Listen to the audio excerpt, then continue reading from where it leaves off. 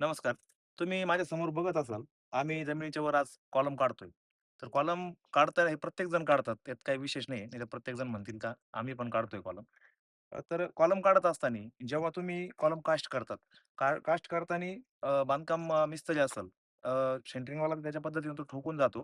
पण बांधकाम मिस्त्री जेव्हा भरायला येतो, तेव्हा त्याला कव्हर लावणं फार गरजेचं असतं. कव्हर म्हणजे काय, की तुम्ही बघत असाल, चारही बाजूने गज आपले सारखं अंतर पाहिजे. एका बाजूने तुम्ही 1 इंच किंवा 1.5 इंच ठेवलेला असेल, तर चारही बाजूने सारखं ठेवलं पाहिजे आणि गज हे सेंटरलाच पाहिजे. बरेच वेळेस मिस्त्री काय करतात, की कुठेतरी एका साइडला कॉलम लुटून देतात आणि आत किंवा बाहेर कॉलम दिसतात. त्यामुळं काय होतं, एका बाजूने 2 ते 2.5 इंच राहतं, एखाद्या बाजूने काहीच राहत नाही आणि नंतर मग गज बाहेर दिसतात.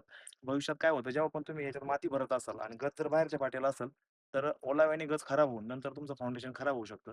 त्याच्यामुळं कधी पण गोष्ट छोटीशी आहे, पण जेव्हा पण तुम्ही मालक वर्ग जेव्हा काम करत असाल, तेव्हा आपल्या मिस्त्रीला सांगत चला, की कॉलमला कव्हर एकदम प्रॉपर पद्धतीने देत चाल.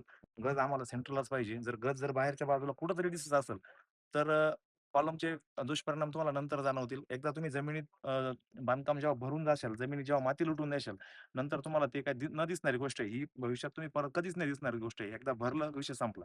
तर काळजी घ्या. जेव्हा पण कॉलम भरत असाल, तर कव्हर प्रॉपर द्या. धन्यवाद.